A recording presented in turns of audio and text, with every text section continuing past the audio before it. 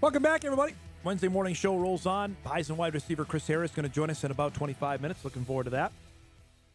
Jaden Keeler from UND, great track runner, going to join us as well in our second hour. So we mentioned yesterday, and I know Sam talked about it on a Monday show, we now know the NCAA baseball selection for the bracket. Games begin on Friday in regionals around the country. You know, the Bison are heading to Arkansas, into SEC territory, to take on the Razorbacks Friday afternoon. Hopeful we're going to actually be able to talk to a couple of Bison before they get going on for Friday's show, because tomorrow we're going to be live up at softball. But one of the other neat local connections to the field, we got a couple. Obviously, Drew Rarick and Texas are in the tournament, and Kentucky made it into the tournament. And why we're talking about Kentucky baseball? Well, there's one reason. Fargo Davies Cole Hage plays for Kentucky. Not only plays, he leads the team in home runs and RBIs after transferring from Columbia. About this time last year, we had Cole on the show, and he announced he was going to transfer from Columbia to Kentucky to spend his final year of collegiate baseball. Boy, it's worked out in more ways than he could possibly have hoped for, which includes another trip to the postseason. It wasn't without sweating it out. Kentucky, we thought heading in, was one of the last teams to potentially get an at-large berth. They got that and are playing into the field of 64. I spoke with Cole earlier this morning about sweating it out, about Selection Show Monday, and what that emotion was just a couple days ago.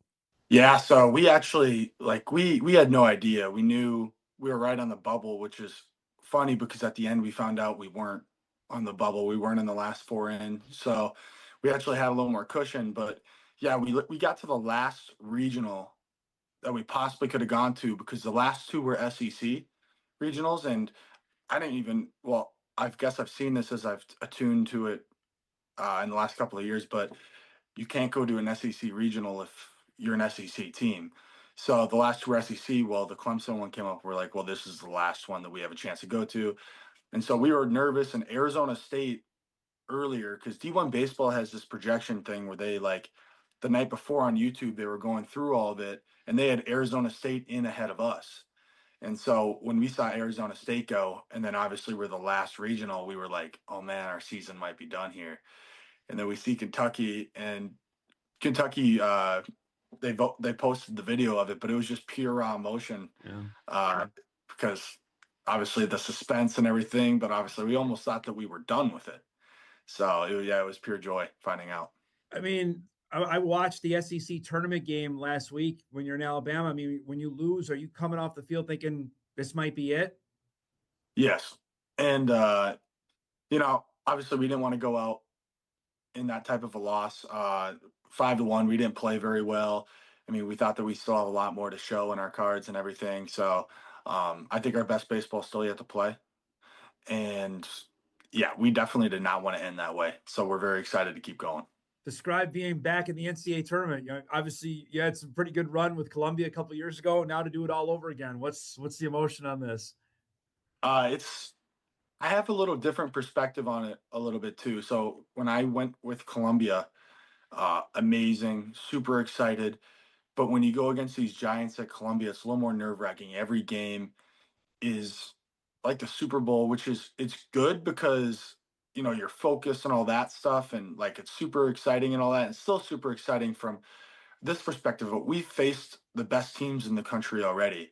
So like going into this regional, we just got to play our game and we know it works because we can beat any team in the country. So like we've beaten Texas, we've beaten like all these teams. So like when we see West Virginia, we know we're more than capable of beating them as our first game. And same with Clemson and our regional. We just got to go do it. If we play our game and play the way we know we can, good things are going to happen. And like that's where it's a little different than Columbia.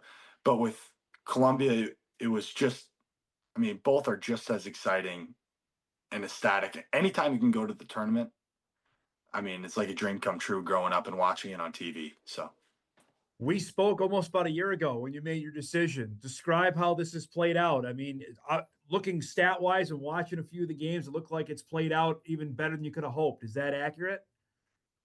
Yeah, I mean, my goal was to kind of with the increased competition level and everything that the SEC brought, and the schedule, just everything, because it's very demanding when it comes to mental and like the physical that it takes.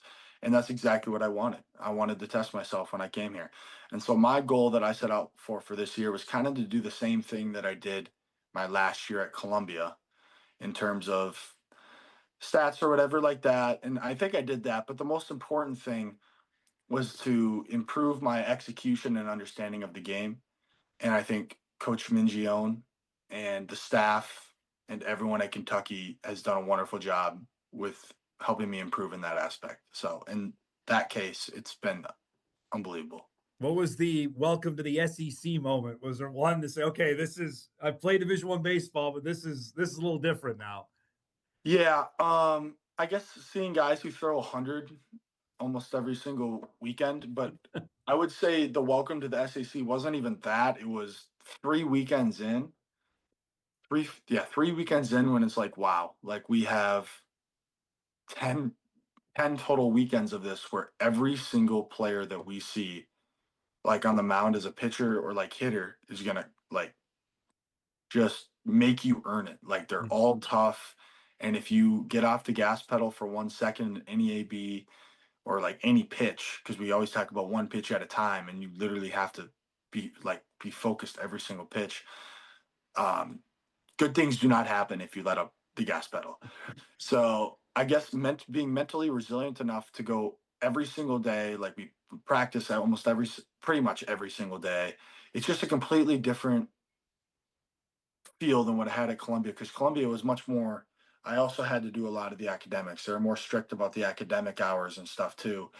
Um, so yeah, that's been definitely the welcome to the SEC. Just that schedule and the demand of it. You feel like you have a better grasp of to get ready for professional baseball, that this is going to springboard you for that there's opportunities now whenever this is done? Yes, I think that the SEC is, I always hear that it's like high A or double A, anyways, level of arms and stuff that you see. Um, so, I mean, that's part of the reason I chose to go to the SEC to kind of test myself and determine, all right, like, do I have what it takes almost, even though like I've always thought I've had what it takes, but just kind of, okay, where do I need to improve? Where can I where can I grow on the game? Um, and yes, the SEC I think has done a wonderful job of preparing me for the next level and kind of bridging it. I think if I went directly from Columbia to pro ball, it would have been a lot more difficult to adjust to the game, and I wouldn't have learned valuable things that I did learn. So I think it was perfect the way that it worked out. Have you got feedback already, Cole? That like I don't even talk agent like that sort of, or is that to come once ever the Kentucky season is done? Yeah, I kind of, so I do have an agent, but I kind of told him that I just want to focus on the now and the moment, and that we can worry about that stuff when it's done. And if it's meant to be at draft time, or like if I have the ability to sign, then it's meant to be. If not, then, like I appreciate the game and I've given it all I had type of situation. But, I definitely want to move forward and see, what I can do. But either way, I'm going to be happy with my decision and move forward. How it was unique to see. Obviously, you guys got in. Columbia made it. The Bison got in. I mean, describe watching the selection show Monday and seeing three schools that are directly or indirectly tied to you. Yeah, so I'll start with NDSU. I love that they got in. The last time they got in, I can't remember, it was like 3 or 4 years ago. I don't know if they went to Oregon or something, or it was around there, but I had a buddy on the team, a couple buddies, but like Zach Kluvers, I played with him growing up and everything. And, it's pretty cool to see, because I know he worked hard and everything like that. Um, that happened, the opportunity that it brings for him, because this is truly a special time. And like Alex Erlob this year, I know he's on the team.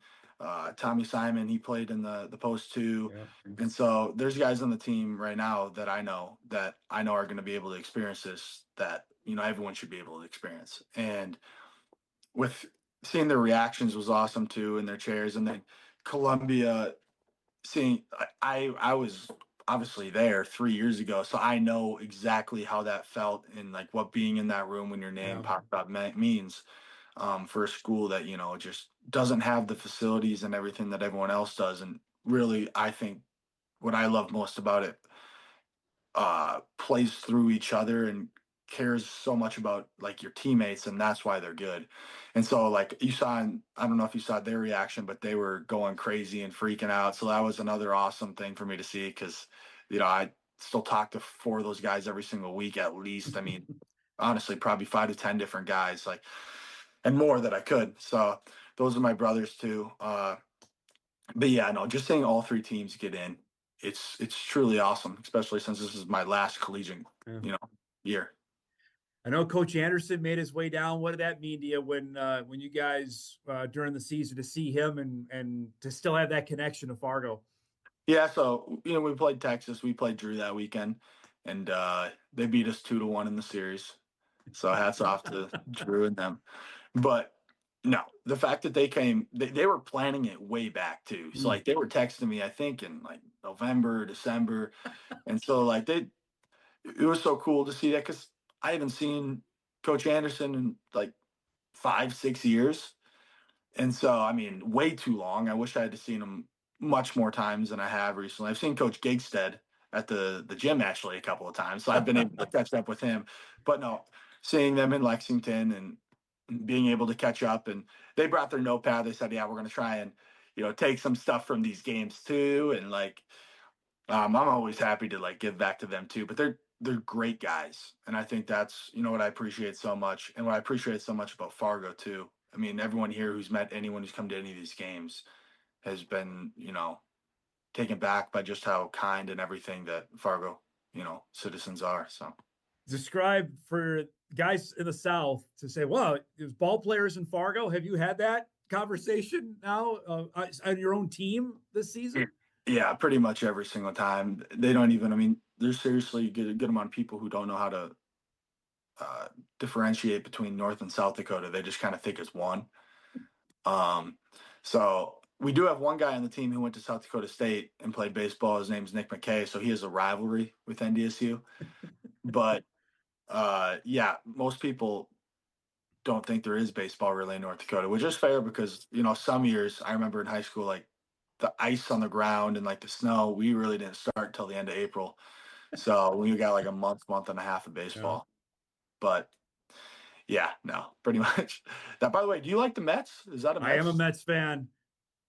I was a Mets fan for a little bit in New York City, and then I was like, you know what, I got to go back to the Twinkies because it was hurting me to see the Yankees kind of Yeah. You're right dominate. in the heart of it. You were right in the heart of it. There's no doubt for the last couple of years.